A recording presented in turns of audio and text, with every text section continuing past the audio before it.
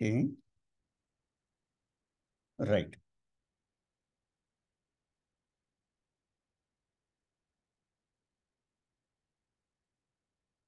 Okay. So somebody else, Sujana has come. Yeah. Yeah. So one of the difference between astrophysics and many areas of physics is the following, as I probably mentioned it during the workshop also, is that in other areas of physics like condensed matter, particle physics and all, you have experiments. In astrophysics, you do not have experiments in the same sense as you have in other areas of physics, in the sense that in other areas of physics, the experiments are controlled experiments. You can choose what kind of setting you want. You can choose the initial conditions and do your experiment for a number of initial conditions, and hence at the end of it, get the broader picture of the whole thing. Now, astrophysics is more like archaeology or forensic science. What you have is only observations. You cannot do an experiment again. Just like in forensic science, you can't commit a murder again to see how it was committed. In archaeology, the history was there, and all you have is observations. And similarly in astrophysics, you can't go, like, for example, you can't go on the other side of a star and do various experiments and see the nature of star. You only have, in the given position, in the given direction, you have some information which is there about the astrophysical systems.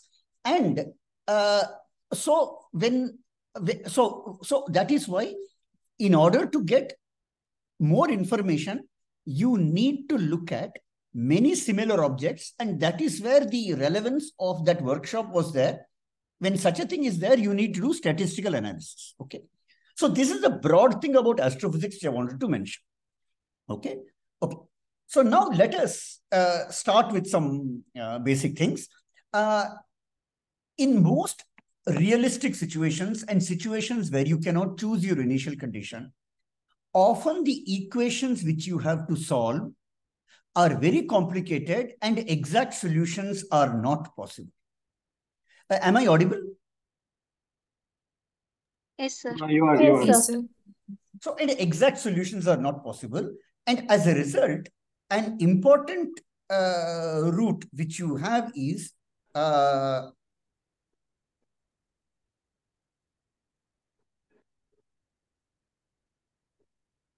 order of magnitude estimate. Now, order of magnitude estimate, you must have already come across in the form of dimensional analysis when you are doing your schooling or something. So I will take some basic examples of that and then extend it to aspects of astrophysics. So let us consider a very simple example, which is that of a pendulum, which you all must have done. Now, in the case of a pendulum, you know that if you calculate the whole thing, then the time period is 2 pi square root of L by G, where L is the length of the pendulum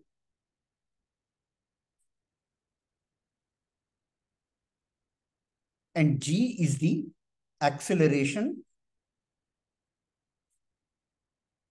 due to gravity. Okay. But now suppose I do not know how to solve the equations of a pendulum. Okay. Then can I get this? The answer is yes. The problem involves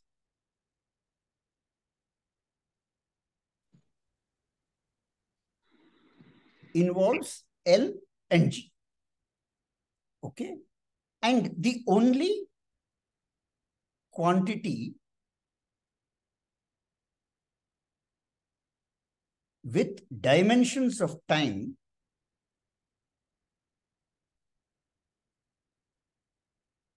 is L by G square root.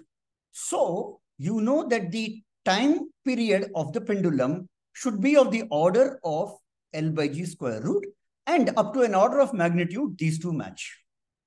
Now, what is the basic philosophy involved in this? The basic philosophy involved in this is the following, that in general,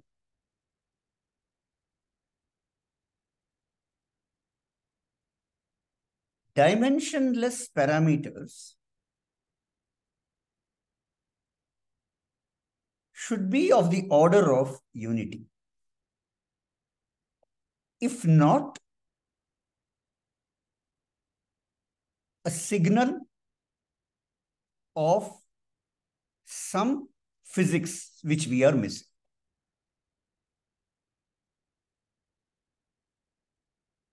Do you get this point? That is, if suppose you have a dimensionless quantity in your theory, which is very much larger than 1 or very much smaller than 1, then it is a signal that there is some underlying process which we do not understand. And that is because it has been seen that dimensionless quantities in any theory are generally of the order of 1. In this case, there is one time scale. See, I call it tau 1 is the time period which is which is 2 pi by square root of L by G.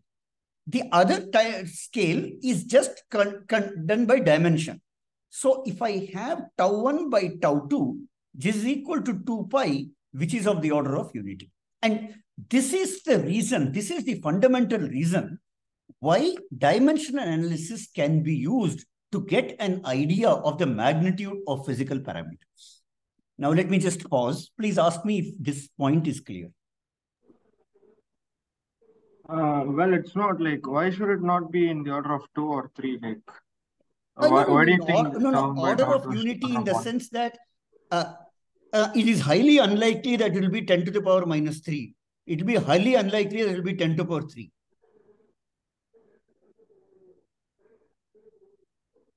Harish, do you understand? Harish? No. Harish, I can't hear you. Hi, sir. Could you please repeat? Like, so what I'm saying is, see, what I'm saying is, when I say order of unity, I mean it is of the order of 10 to the power 0. It is highly unlikely that it will be 10 to the power minus 3. It is highly unlikely it will be 10 to the power 3.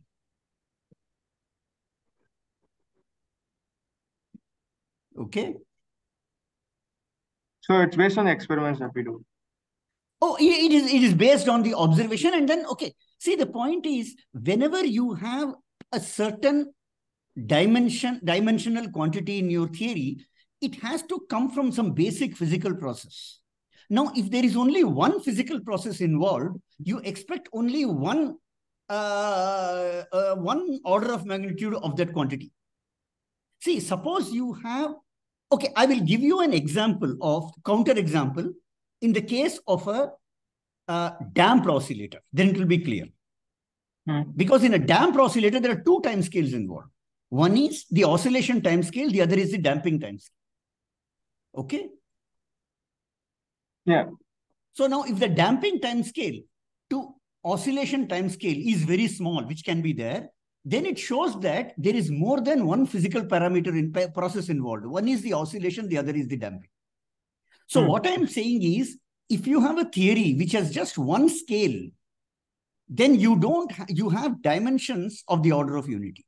Because if you have two diverse dimensions of the same thing, then the diverse values, dimensional values, then the ratio will be a dimensionless quantity much smaller than unity or much greater than unity, which generally one never sees happening in physics. Okay. Okay, so hence, since this thing is there, that is why, in your school, you had the dimensional analysis way of estimating the time period. That is why it works. Okay. So because if you estimate the time period by dimensional analysis, then an exact calculation will not be something like 1/100th of this. It won't be it will be not be 100 times this. It will be something roughly that. Okay. Okay. Fine. Anybody else?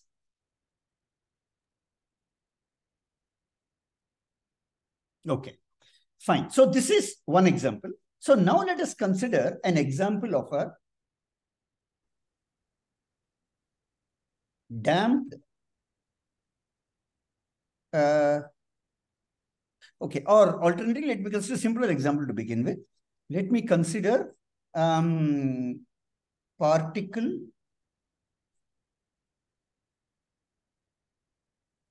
falling under constant uniform gravity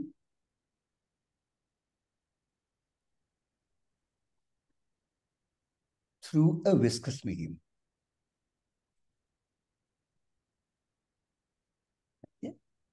So what is the equation of this? The equation of this is x double dot plus gamma times x dot. So, I mean, okay, let me put it this way. Let me just construct it.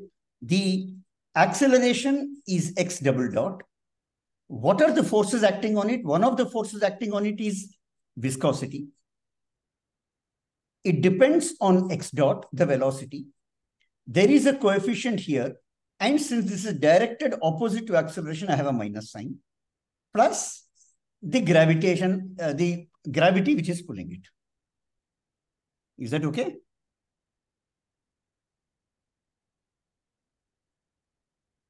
Yes. Yes, sir. So fine. So what does this acceleration depend on?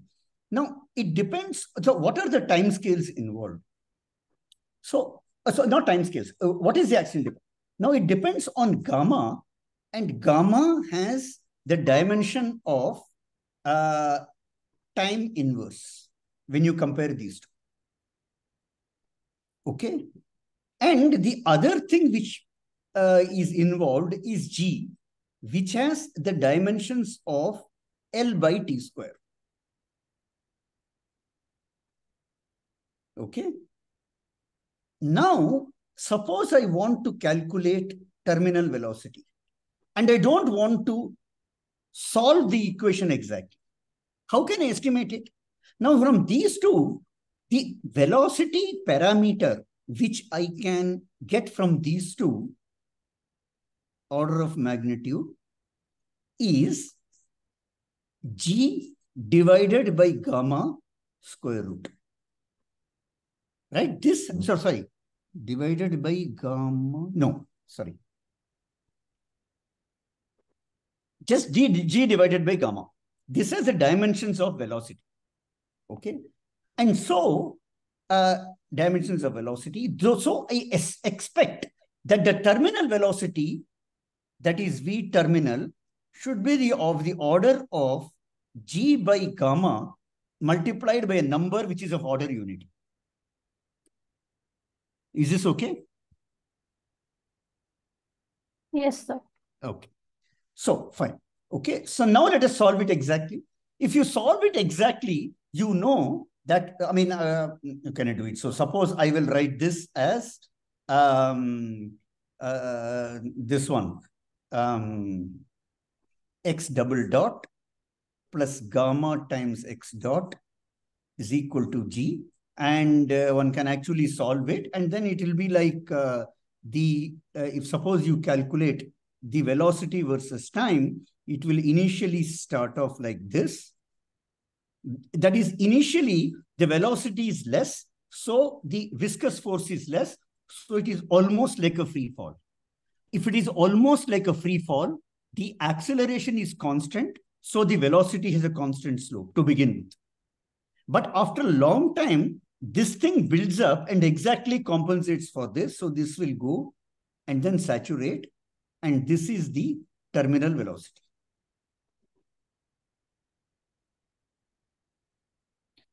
Which you can understand here because at terminal velocity,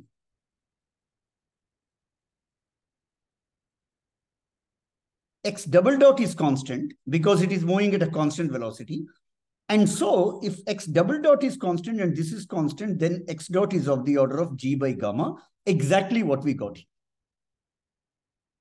So, I mean, it may appear trivial, but I just want to introduce this because I'm going to use the same techniques for estimating things for this tower. Is this okay?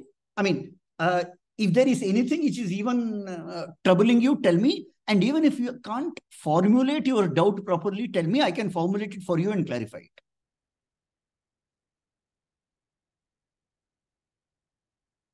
Meeting summary with AI companion. ये क्या है?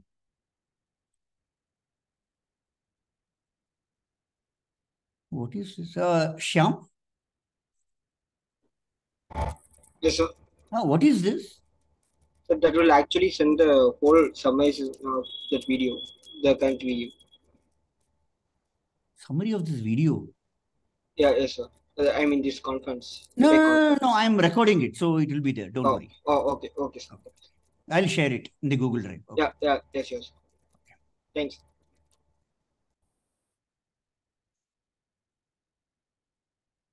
Okay, so is this, I mean, is there any problem till now? Because I just want to go slow because I don't want some doubt to hang around and later create problem.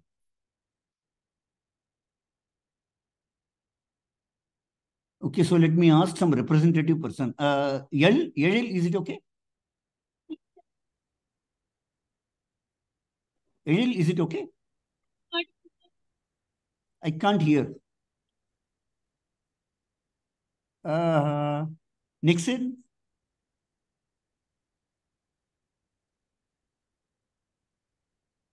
Nixon, is it okay? I mean, I don't know whether people can hear. I don't know. Hello? Is it okay?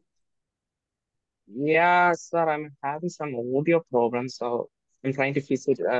Audio is not clear, actually. I'm trying to fix it. Oh, okay. Anybody else? I just want to make sure that... Sir, is it okay? It's okay. Okay, fine. Okay. So now, we have had two examples of order of magnitude estimates. I will just have one more example, which is damped oscillator.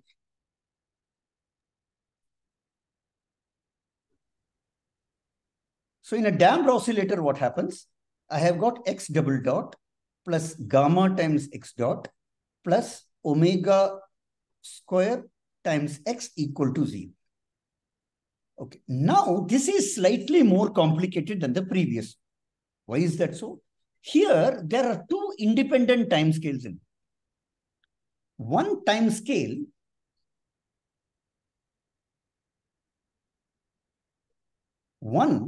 is gamma inverse as before, and the other time scale is omega inverse, which is the oscillation time scale. So I call this tau 1, I call this tau 2. Now, let us try to understand from what we know about damped oscillator, how these two things play out. Now, what is the significance of this time scale tau 1? Tau 1 tells you rough time over which the oscillator amplitude significantly reduces. Okay. So something like, if suppose A is the amplitude of the oscillator, since amplitude will change with time because of damping, then A dot by A, which is the rate of change of amplitude, will be of the order of gamma. Okay.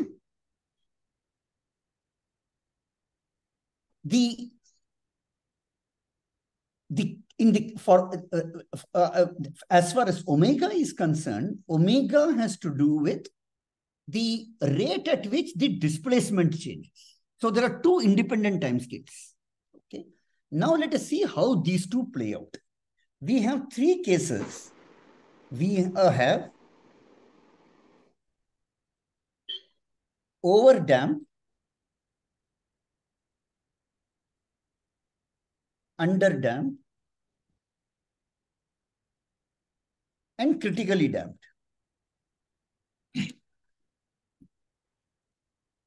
Now, this case is, of course, a borderline of this case. So I will not be discussing it. Let us try to be overdamped and underdamped. Now, since there are two scales involved, I can have case 1, gamma is much greater than omega, and I can have case 2, gamma is much less than omega. Now, you see the difference. Previously, there was no such thing. Like in the case of an oscillator, there was just one single scale involved. In the case of a particle falling under constant gravity, there was only one time scale involved, which is viscous damping. But here there are two time scales involved, and the physics becomes more involved because of that. And that is why you get all these three cases. For example, if gamma Excuse is... me, sir. Your voice Yes. not clear. Yeah. Sorry. Yes, please tell me. Make it louder. I can't hear you.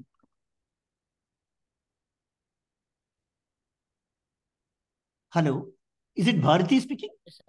Yes, sir. Yes, sir. Can you please make it loud? It's very feeble. Okay.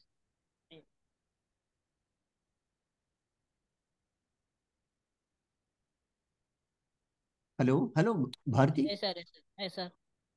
So you wanted to ask something, right? Yes, sir. I'm not hear your sound, sir. So I ask. Okay. So what I'm saying is, in the case of pendulum, or in the case of a particle falling under gravity in a viscous medium, each of these involved only one time scale. The pendulum involved the oscillation time scale. The constant gravity case involved viscous time scale. Okay.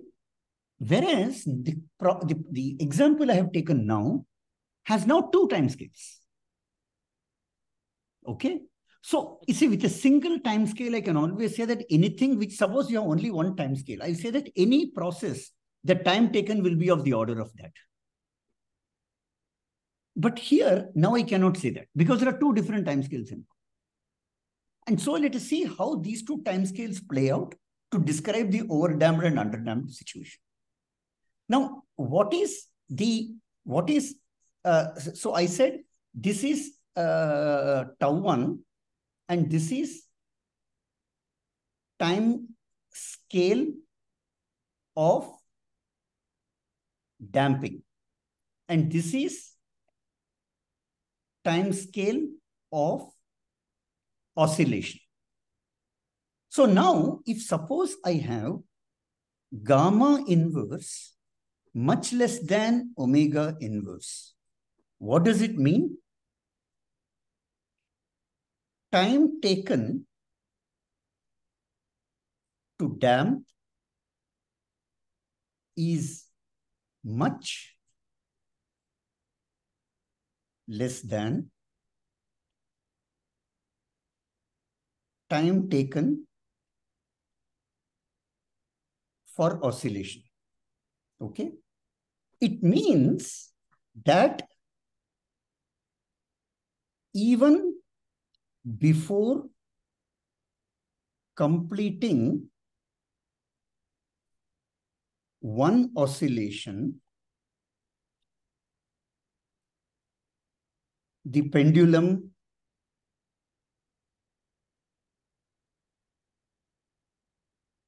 damps down significantly. Right? It means that it cannot execute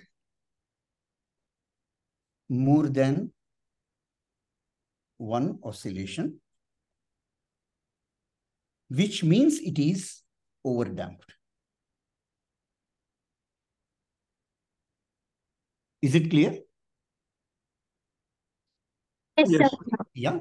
And what does this mean? It means gamma is much greater than omega because it's the inverse. Hence, gamma much greater than omega implies the overdamped case, which you all know from damped oscillation. Alternatively, if gamma inverse is much greater than omega inverse, then time taken for oscillation, for time taken for damping much longer than time taken for oscillation implies within one oscillation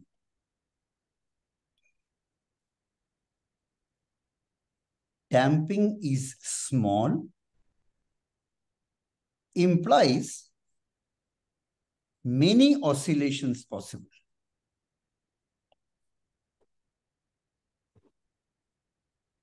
Implies it is underdamped. And so since since gamma inverse is much greater than omega inverse, it implies gamma is much less than omega. Okay, so I mean, I will just, so there's no confusion. I will just put it here.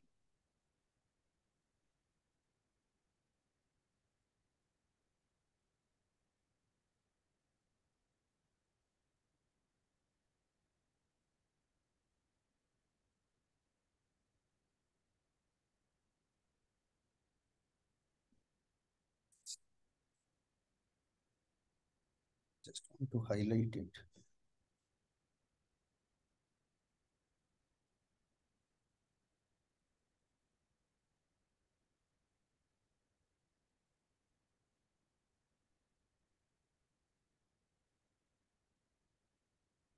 Is that okay?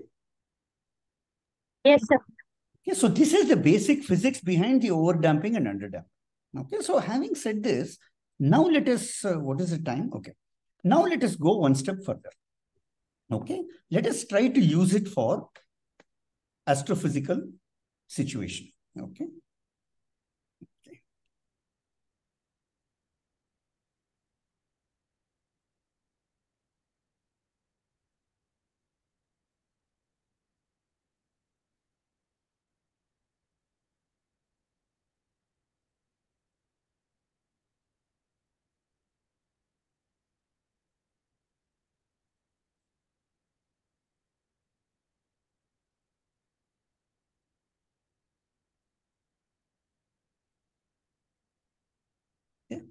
And for this one simple astrophysical situation we will come across, we'll consider is what is called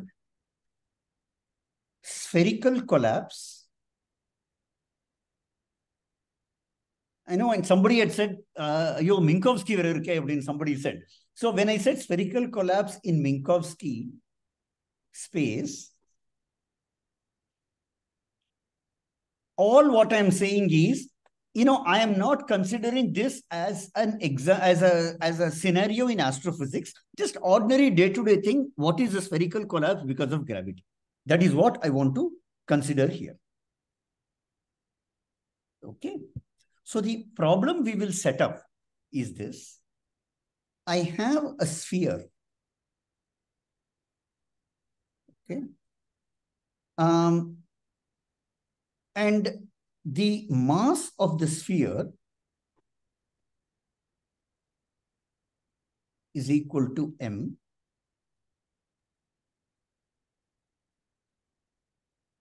The radius of the sphere r. And I create this sphere and let it go. And the sphere starts collapsing under its own gravity, because every element pulls under this and it collapses under its own gravity. And we need to find out how much time will it take to collapse to a point. Now, I am not considering general relativity, so there is no question of event horizon, black hole or something. I'm considering completely Newtonian thing where it can collapse to a point. Is this clear? Yes, sir. Yes, Okay. sir. Okay.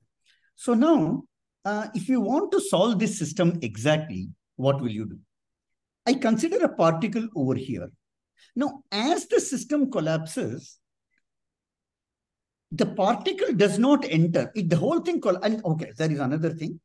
I have a uniform density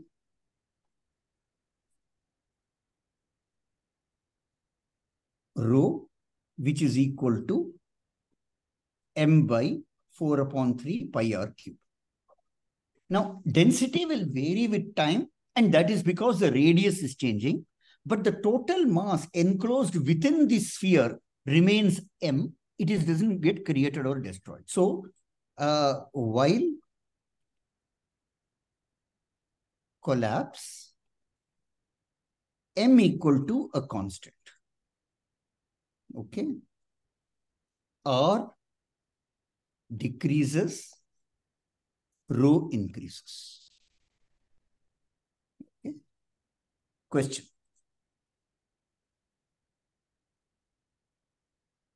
In Newtonian framework,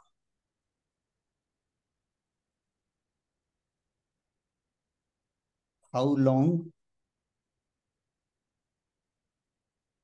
does the sphere take to collapse to a point? Okay. So before I proceed, why is it astrophysically significant? Okay.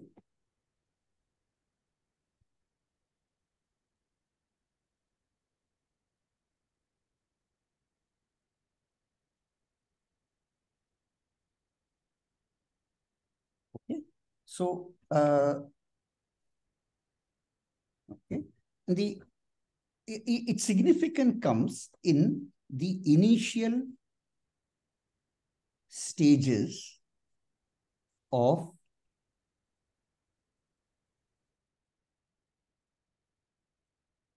Arun is asking some question. Mass equal to constant, is that consideration?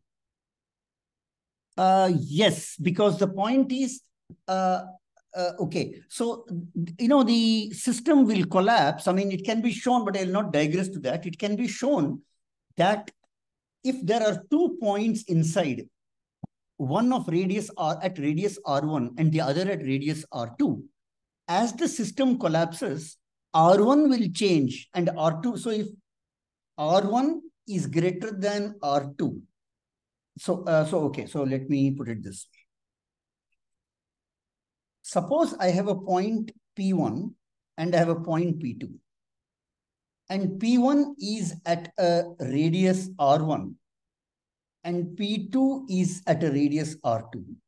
So as the system collapses, both will be changing. Okay. If rho equal to constant, or rather not constant, rho equal to, okay, so if rho equal to constant plus uniform at t equal to 0, then R1 of t will be R greater than R2 of t if R1 at t equal to 0 is greater than R2 at t equal to 0. Do you understand this?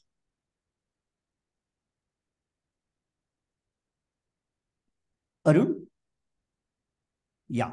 So, and similarly, if R1t is less than, I mean, R1t will always be less than R2 of t if R1 at 0 was less than R2 of 0. That is, if P1 is farther from the center than P2, it will remain farther from the center as compared to P2 throughout the collapse, which means that given any point inside the sphere, the total mass enclosed within that sphere will remain same. So in other words, one shell cannot overtake the other. Is this point clear? This is a very important point. It's a very good question which was asked, and this is a very important point. Yes, sir. Arun? Arun, is it okay?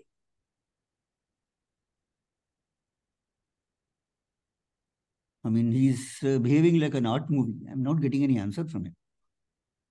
Arun.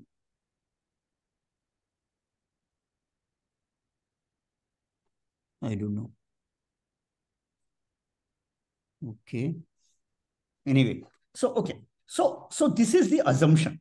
And this is usually called no shell crossing. That is, if I have, to begin with, if I have this shell and I have another shell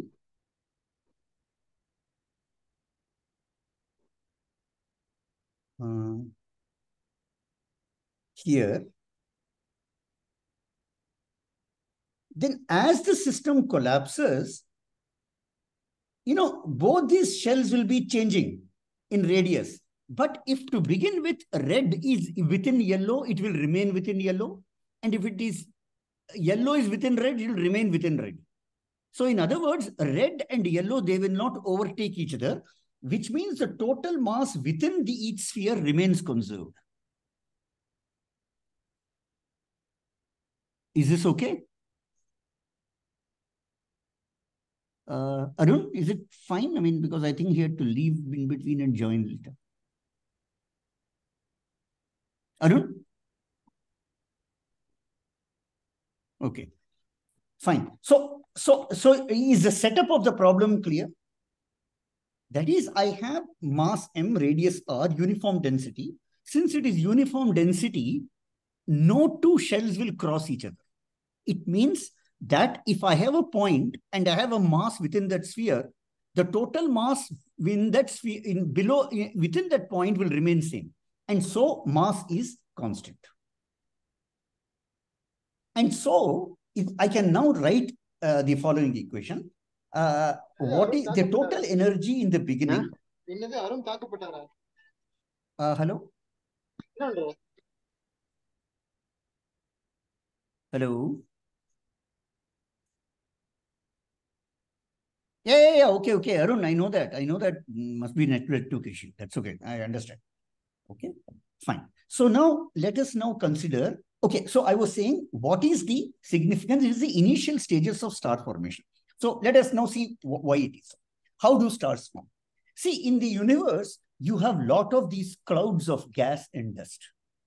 Now, to begin with, the clouds of gas and dust, because of self-gravity, they will collapse.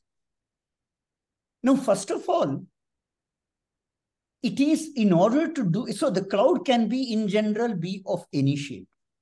But in order to study this and take a simple case, we can consider a spherical cloud and study how it collapses, because it has to start collapsing, become dense before it becomes a star. So the beginning stage has to be the spherical collapse of the cloud. The other reason why spherical collapse is important is the following. See, the gravity is a central force. It does not depend on direction. It means all directions are pulled equally strongly. So if I have a cloud which does not have any external neighbor to disturb it, the gravitational pull from different directions towards the center will be identical, because of which it will be a spherically symmetric situation. And hence the spherical collapse is important. Is this point clear? Yes, sir. Okay. Fine. So that is why we are sensing spherical collapse. Now how do you do spherical collapse? I have this sphere and there is a test mass here. And with time, this has collapsed to a smaller sphere with the same test mass here. So let us assume that to begin with, this particle is at rest. That is, the outer shell is at rest. So what is the kinetic energy of this particle? it is half R1 dot square, which is 0, because initially it is at rest, minus Gm by R1, where this is R1, and then the mass is m. At a future time, this radius is r. The mass remains m because mass is conserved. So this energy initially for this, this into, I mean, I'll put it as m. I mean, it is the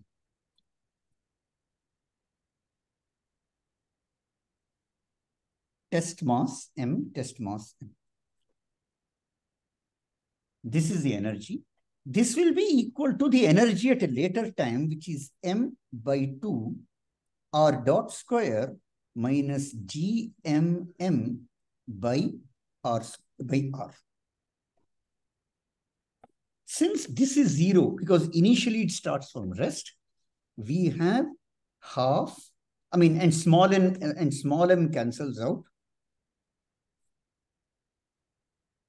I have half r dot square is equal to gm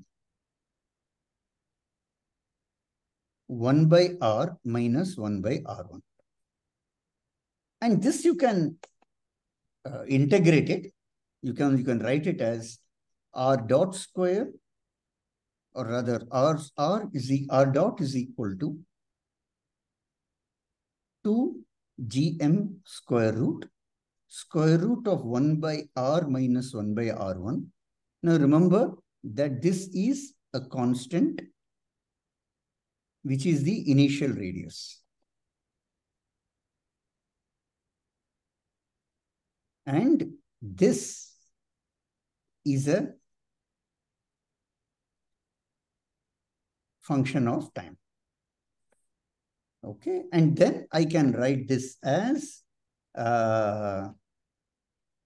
dt is equal to square root of 2 gm dr by square root of 1 by r minus 1 by r1. And I can integrate this from time 0 to the time taken for collapse, and r going from r1 to 0. Is that okay? The term square root of 2gm should be on the other side, if I'm not wrong. Oh, okay, you're right.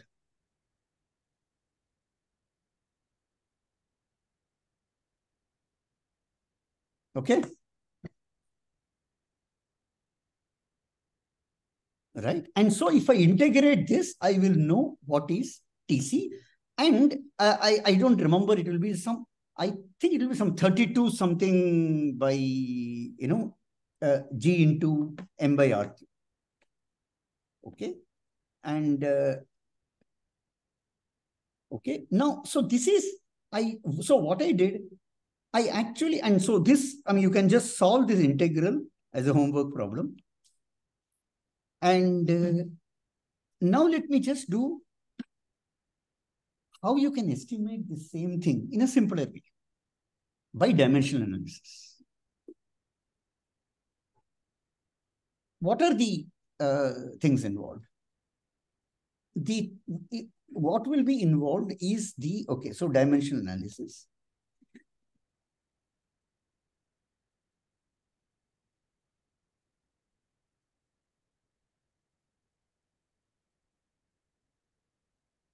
Okay. So I have the relevant parameters.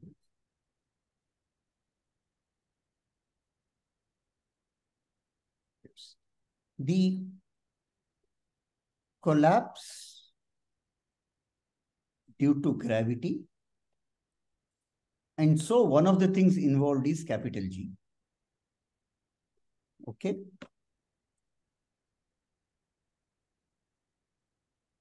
Responsible for collapse is the mass, because that is what is pulling it. And the amount of collapse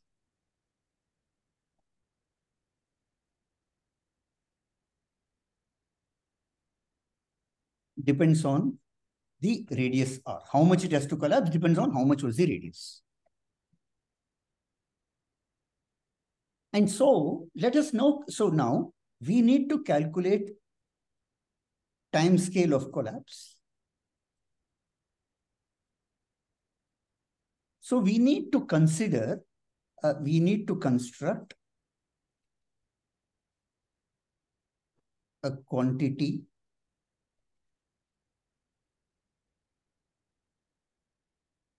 of dimensions of time using G, M, and R. And the thing which is there, so G, M by R cube to the power minus 1/2 has a dimension of time.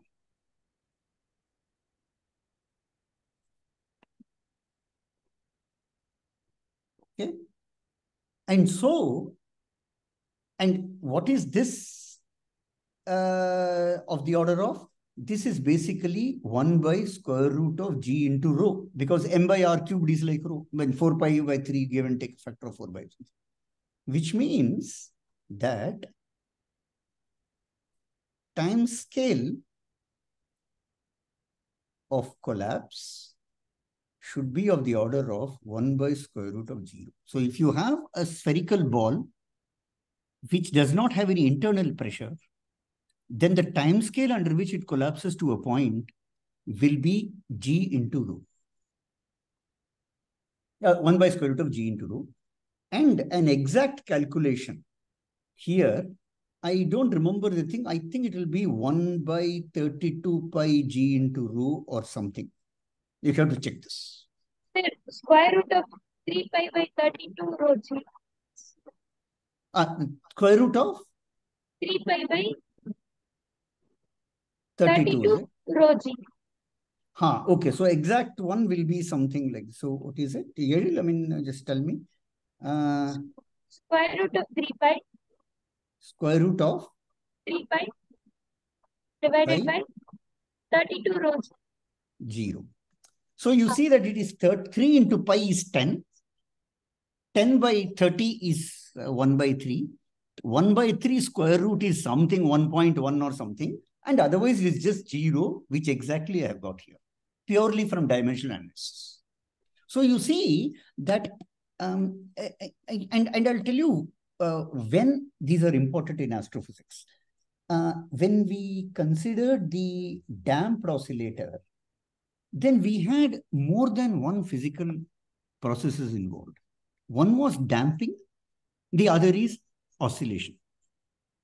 Now, I can ask, or for example, if suppose I had the case of this one, freely falling body, I can ask, in a given experiment in a certain duration, do I need to take care of damping or not?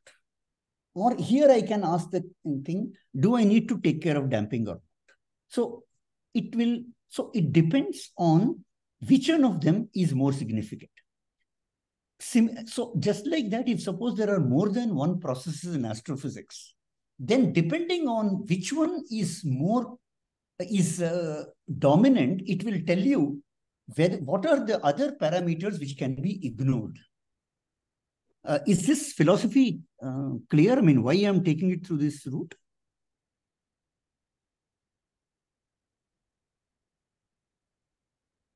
Hello? Yes, sir, it is clear. Yes, sir. Okay. So now, so now let us consider in this same thing. So this was for note. This was for free collapse. That is no opposition to gravitational collapse. Now let me use the order of magnitude estimation in hardcore astrophysics. And what is the problem? I know that in the case of stars, they are also ball of gas, but they don't just collapse to a point. Why? What is the reason? There is fusion energy and neutral complex portions. And hence? They oppose the self-gravity. So there is a pressure which is opposing it, thermal pressure which is opposing it, right? Yes. Okay. So now let us, so the one thing which you can ask is, given a star of say mass m and radius r, what is the pressure of gas in the center? Okay. Or, okay, let me put it this way. Before I come to that, let me give you another estimate. Okay. This is the nature of matter in stellar interior, which basically leads to saying that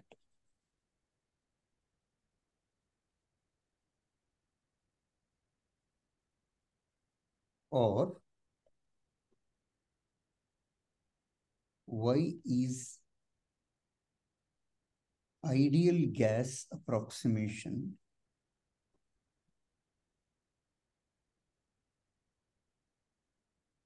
valid in stars. Right. Do you think an ideal gas approximation should be valid inside stars? I mean, I just want your guess.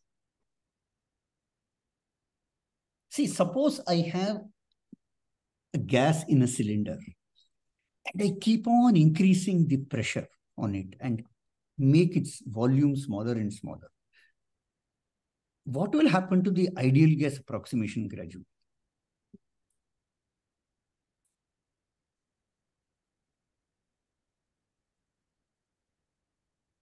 Anyone? Could you repeat that? See, my point is, suppose I have a cylinder of gas and with a piston, I am applying pressure on it and I keep on increasing the pressure. How will the ideal gas approximation change, and if so, why? It will change, sir, and then the molecules will have interaction terms. Yes.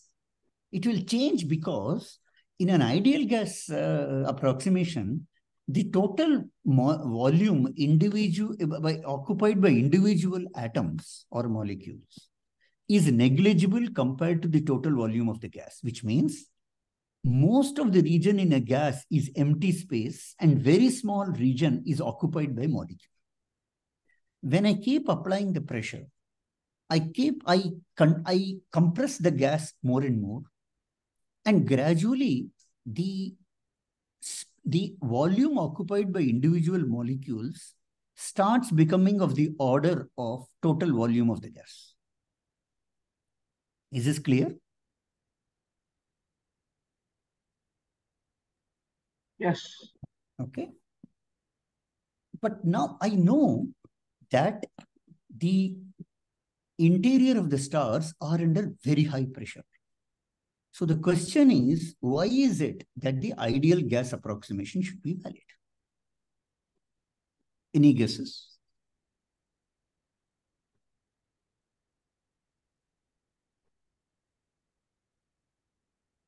Okay, so let me tell you. See, when you have an identity as an atom, then as you increase pressure, the ideal gas approximation starts deviating.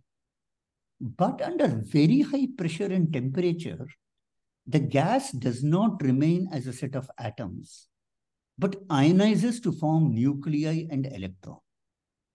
Since the size of the nucleus is much, much smaller than the size of the atom, suddenly the fundamental units constituting the particles of the gas become much smaller than atoms.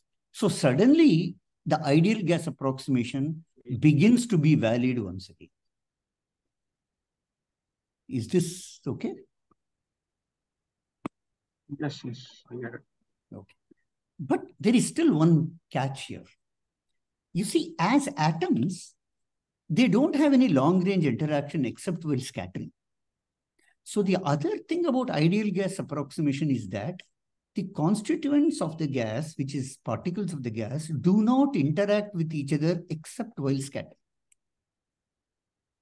However, if the fundamental units are nuclei and electrons, they will start interacting as a long-range force in terms of Coulomb interaction. Right?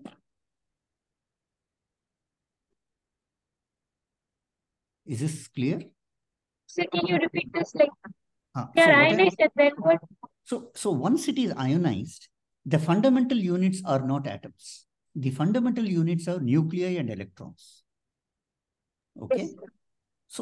So as we were compressing the gas, it is true that the ideal gas approximation had started breaking down. But once it is ionized, the basic units, since they are no more atoms, but much smaller, which are nuclei, suddenly the total volume occupied by individual particles becomes very small. And once again, the ideal gas approximation becomes valid. Okay. However, there is one catch. For ideal gas approximation, it is not enough if the volume occupied by the particle is small. The interaction between particles should also be negligible.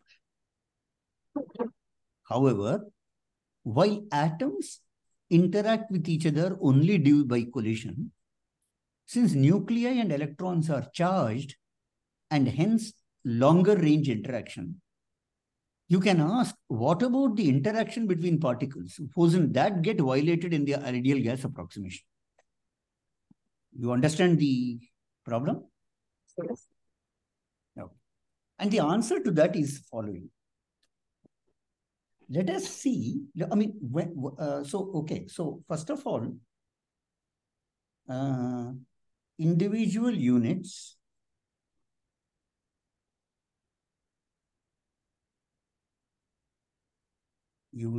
are nuclei and electrons, and their sizes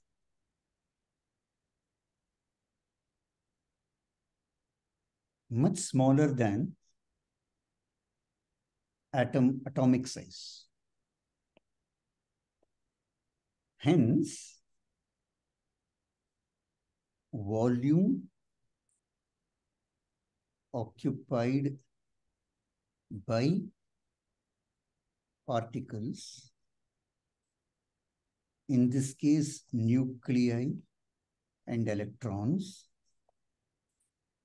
is much smaller than the volume occupied by the whole gas. So this is the first.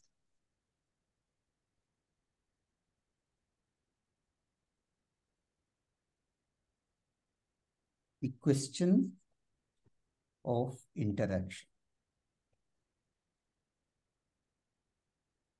Now, when will you say that interaction is significant or not?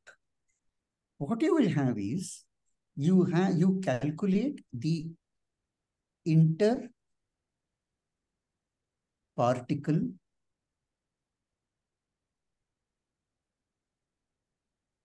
potential energy and particle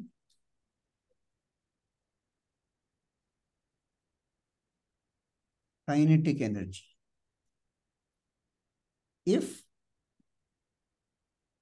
interparticle potential energy, and this is particle kinetic energy, if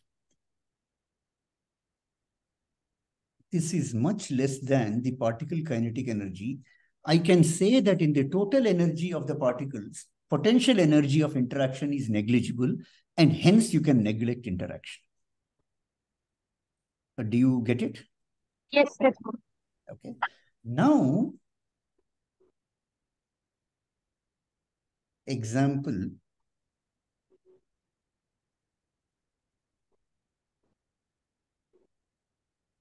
Interior of sun,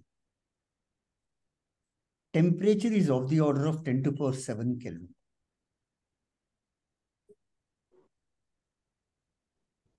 From the number density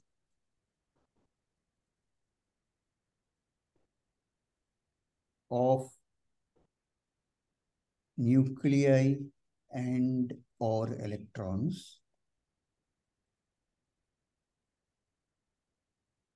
I can calculate the potential energy. How do I calculate potential energy? Okay. If n equal to number density,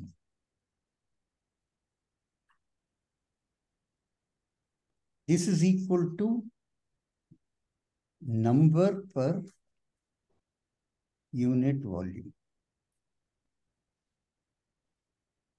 Therefore, 1 by n is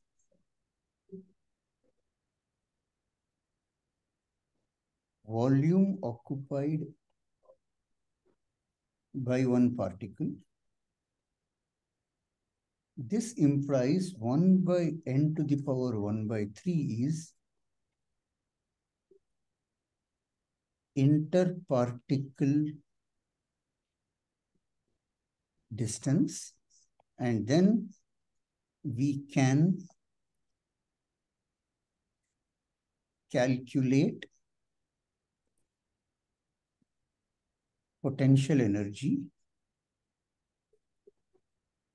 that is the potential energy. If suppose you have number density is small n, then the potential energy density is number density of particles times u, which is equal to n into e square by 1 by cube root of n, which is equal to n 4 by 3 times e square.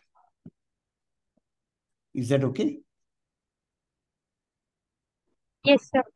Okay. So this is potential energy, and the kinetic energy is, if T is the temperature,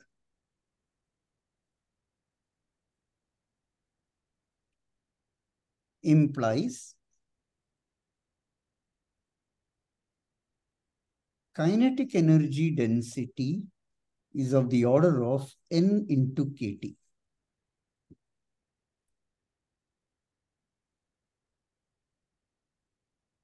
For sun, n 4 by 3 e square will be much less than n kT. Hence, interaction neglected, hence ideal gas approximation. I'm sorry, this is just the Coulombic interaction, right? Yes, the what you put. yes. Yes. Yeah, thanks. Hey, my spellings are always a problem. Huh? Please correct me.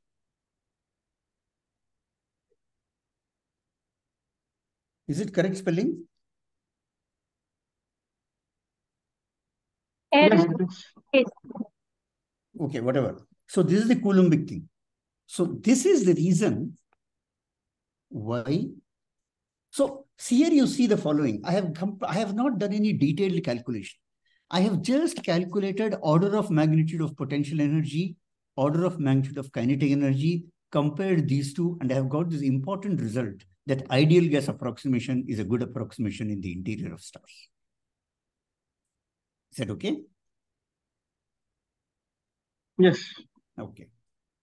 Now, some of these things, calculation, I'll give you as tutorial. I will circulate it. Lastly, in this thing, see, I said that claim was interior of star ionized. Okay. How do I know? How can I say that?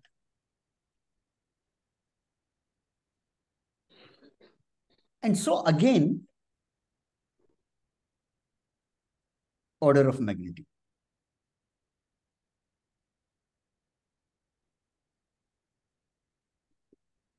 Now, consider a hydrogen atom.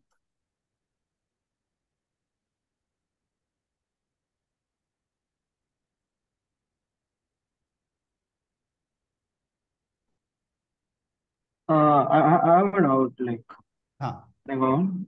So we considered only the Coulombic interactions, right? Yes. So why did we not consider the strong and weak forces? Like, that is because they're very strong. Yeah, strong and weak forces will be a very short range interaction, much shorter than the interparticle distance. Okay, so you mean to say they're not that close enough? Yes. So what happened? That is why the number of particles, the fraction of particles which actually fuse is very small compared to the total number of particles available. But that small amount of fusion is sufficient to produce so much energy to create sufficient pressure for the stars. All right. Okay. Yeah. Sir, how can we confirm nuclear and electron interaction, sir, over here? Oh, okay. This is an order of magnitude calculation. See, this n will be given, take a factor of 2. I mean, whether it is electron-proton or proton-proton or electron-electron, this will remain roughly the same. Both have the charge of E. Right? Okay, okay, sir. I mean, so it may be some 10 times this maximum or 1/10 of this, but it won't be a million times this. Okay. And so I can just compare it with the kinetic energy. Is this clear? Is this clear? Yeah, yes, sir. Okay. So now, see, now this whole thing which I argued relied on one fact, which is that the matter in the star is not in the form of atoms, but in the form of electrons and nuclei. But the question is, how do you know? And now I will do the order of magnitude calculation for this. Let me consider a simple picture of a hydrogen atom. Okay. Now so no, let me just do the following. Let me do another thing. Let me not do this. I'll do it in the next step. I will now say calculate pressure in the stars. Once again, order of magnitude.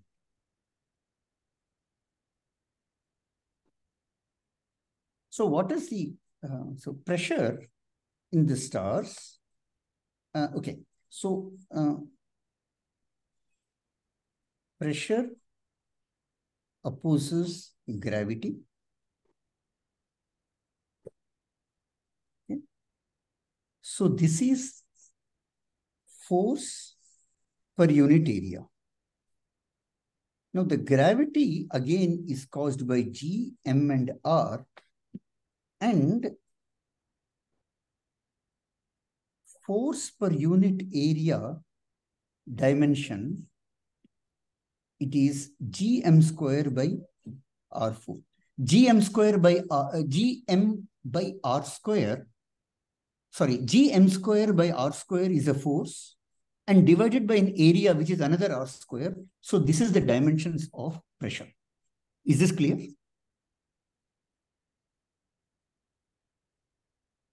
Is this clear? Yes, Yes, sir. yeah. Okay. Dimensions of pressure. Hence, you expect from the order of magnitude estimate that the pressure inside the star is of the order of Gm square by R. And in fact, when you calculate it, it will be almost close to it by 3 by 2 pi, 8 pi or something like that, which will come in detail calculation later. Okay, but this is just the order of it. So I know what is this. Then I can calculate from mass of sun and radius of sun, pressure I can calculate in the solar interior.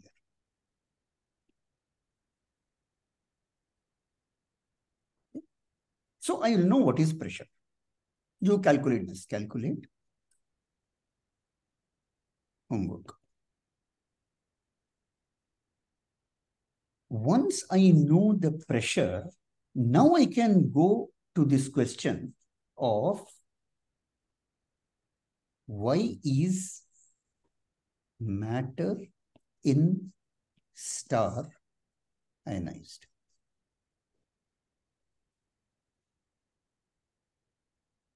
So let me just consider the following. You see the hydrogen atom, consider the simple picture of hydrogen atom.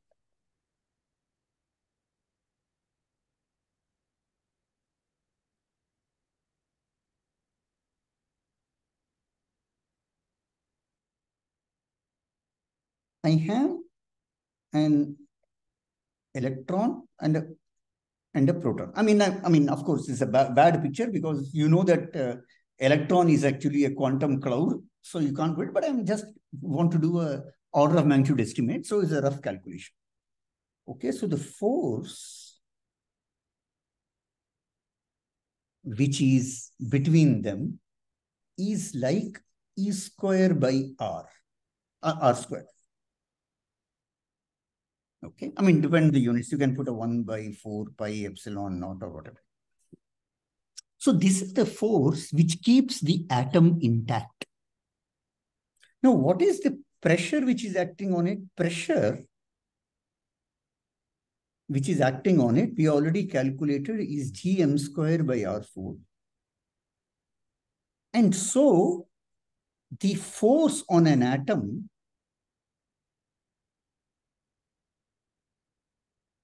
is of the order of gm square by R4 into R square, which is the radius of the hydrogen atom. Hence, for ionization, I need 1 by 4 pi epsilon naught E square by R square should be much less than gm square by R4 into R square. Okay. This will imply that electrostatic forces cannot keep hydrogen atom intact against external pressure implies ionization. Okay. This again, calculate. Just get the value numbers from mass, radius of sun and all. Is this logic clear? Yes, sir. Okay. So let me summarize. So what we know is the following. Let me go back. From mass and radius, we know the pressure of the matter inside. From pressure and electrostatic forces, I know that it is ionized. Since it is ionized, I have an ideal gas approximation.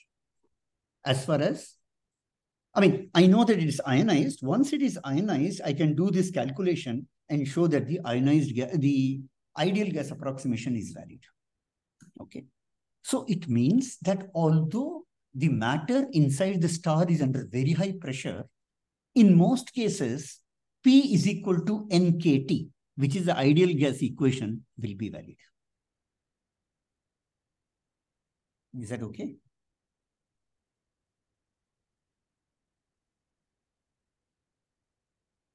Any doubts? Please ask.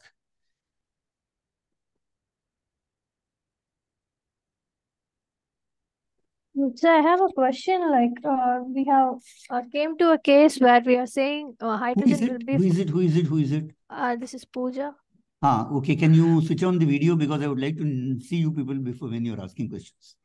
Yes, sir. So I have a question. Like, Yes. we are saying like in these assumptions, the hydrogen is meant to be ionized. I'm just thinking there's the possibility of having unionized hydrogen in the interstellar medium also, is there? I am not talking about interstellar medium. I'm talking only about inside stars. Okay. This is not interstellar medium at all. I agree. Okay. In fact, unionized hydrogen may be in the complete outskirts of stars also. But we are talking about the core region near the center. Okay. Yes. Okay.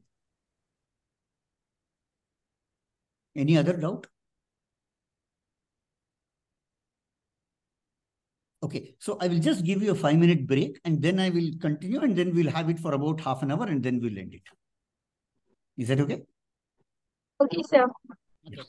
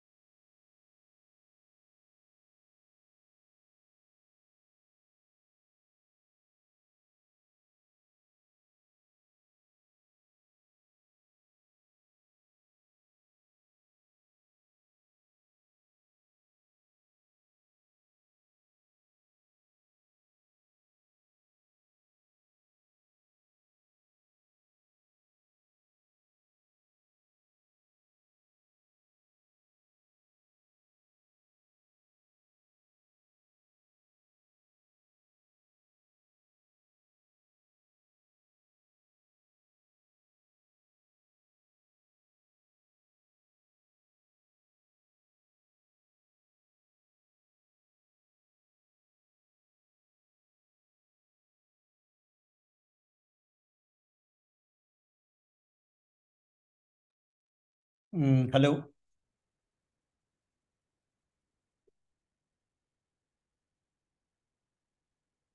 What's the time? Okay, yeah, let's start.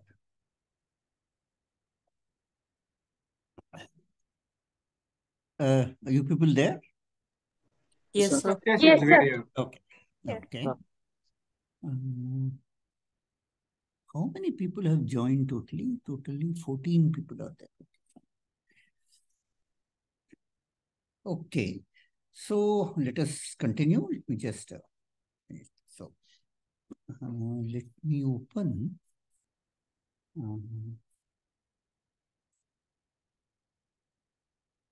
the things which I had mentioned about the topics.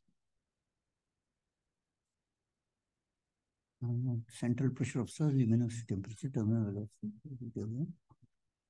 weight, mean molecular weight, metallicity. Okay.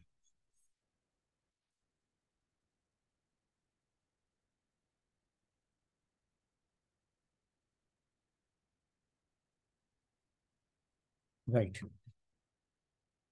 So now we have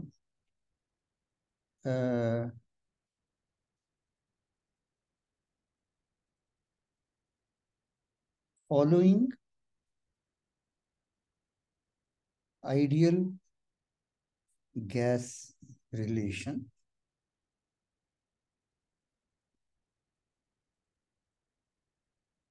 We can write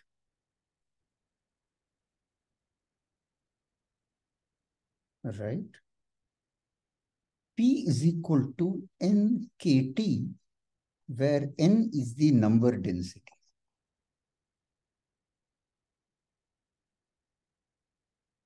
Right?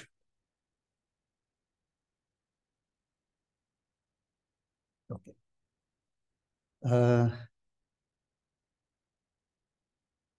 Yeah. So N is the number density. Now, in an ideal gas,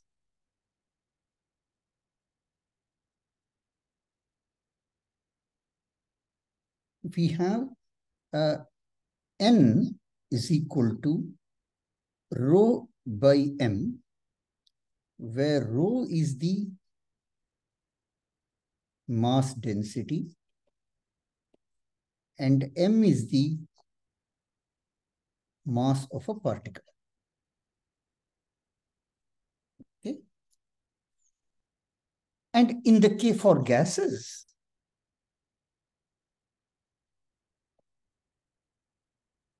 I can say that this is equal to N is equal to P by mu times A, where mu times A, where mu is the mass of proton and A is the atomic weight. Right? So mass of the proton into the atomic weight is roughly the mass of the nucleus. Right? Is it okay? No. Can you people hear? Yes, sir. Okay. But do you understand this? Sir, I understand. The mass of a proton times atomic number or atomic weight? No. So what is being said is the following. Let us take the case of, say, helium. Okay, let us take the case of helium. Now, when you say in helium, the number density will be equal to, number density of helium will be equal to mass density divided by mass of helium, which is equal to rho divided by 4 times mass of proton, right? I mean, mass of proton, mass of neutron, I am taking approximately the same. Oh, okay, sir. That's what I meant. So this is the atomic weight of helium. This is the mass of the proton. Okay. Right. So this is the, so now, but in when you have, but so the problem here is it is not only one kind of particle. Even if you have just hydrogen and it is ionized, you have nuclei and electron. So since there are different types of particle, we will have to define something called the mean molecular weight. It is just like if you have hydrogen and helium gas together, we can define a mean molecular weight of the system. Is that okay?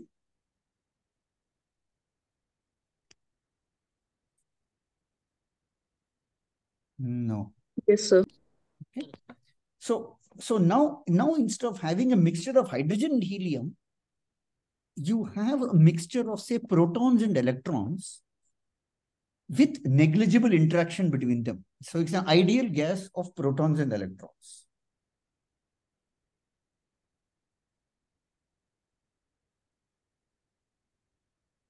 Consider an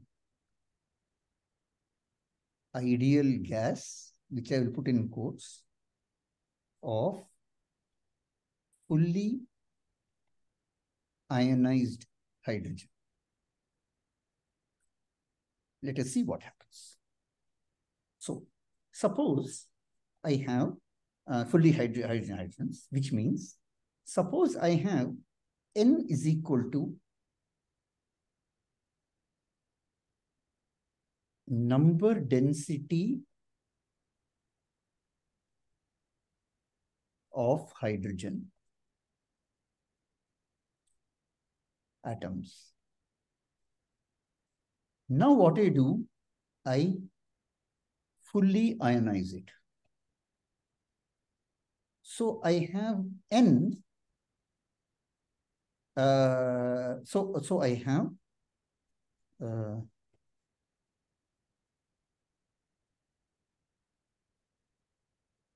protons and electrons.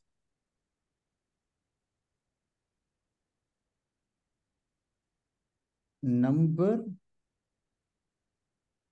density of protons is equal to N. Number density of electrons is also equal to N, because one hydrogen gives one proton and one electron. Therefore, total number density becomes 2N. Is this clear? Because the pressure is dependent not on the mass of the particle, but only the total number of particles. Because given a number of particles, pressure is N into kT. Correct?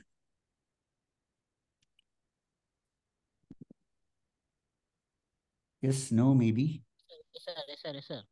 Okay, fine. So now, so it means that after ionization, P is equal to 2N kT. Okay, before ionization, it was NKT. Okay, so now it is 2N kT. So now, so if suppose 2N kT, then what? But you know what is N? N is the rho by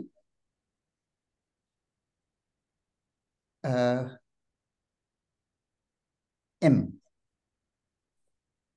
right? So, okay, so let me put it this way.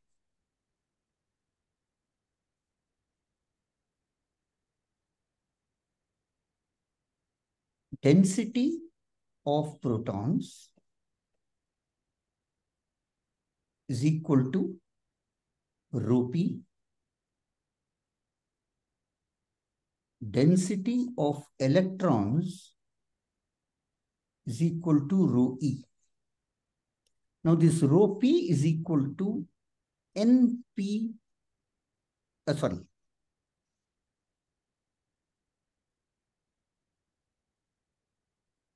NP-MP, which is equal to N into MP.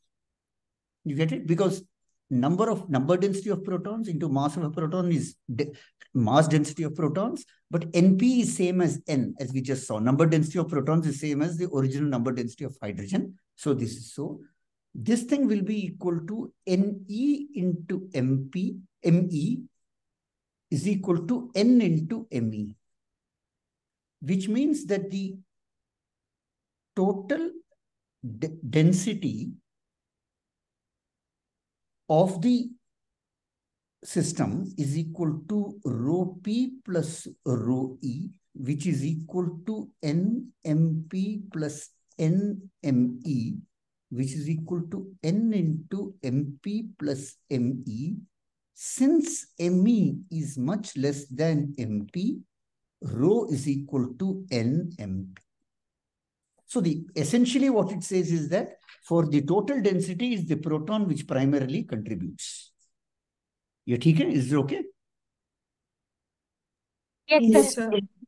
So now let us consider this one. Now, so this means that the total number density is rho divided by MP.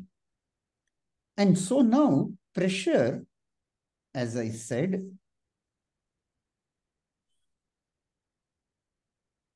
is P is equal to 2 NKT, which is equal to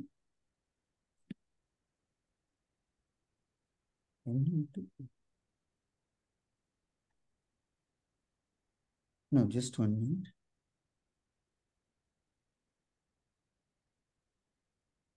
What did I write? What did I write? N into MP. So, okay. That's all. This is the total density. Oh, yeah. So what I'm saying, this implies that N is equal to rho by MP. And now I substitute this and I have this is equal to 2 into rho by MP into KT, which is equal to rho divided by MP by 2 KT. Okay. And you know that pressure is equal to density by mass of particle into KT, which means that the mean mass of particle is equal to now MP by 2. Right? Originally, the mean mass of the particle was MP because hydrogen atom was the fundamental entity and its mass was same as proton. But now what has happened is it has split into two, proton and electron. Now the proton has carried away almost all the mass. It means the contribution of mass from electron is negligible, but the pressure, it is exerting equal pressure as the proton. So it means that is why the pressure becomes twice, although mass remains same, and hence the mean mass of the particle becomes MP. And since mean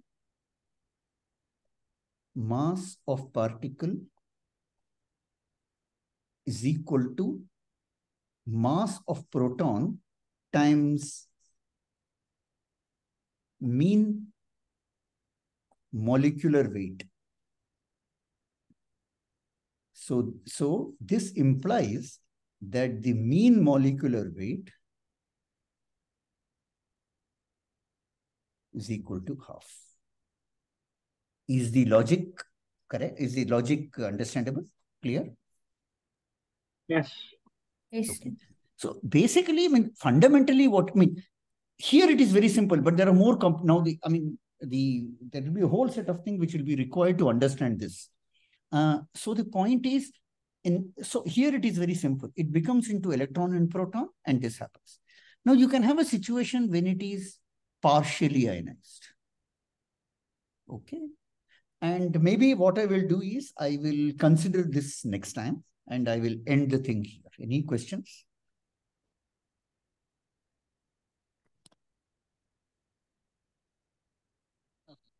Is this okay? It's okay, sir. Yes.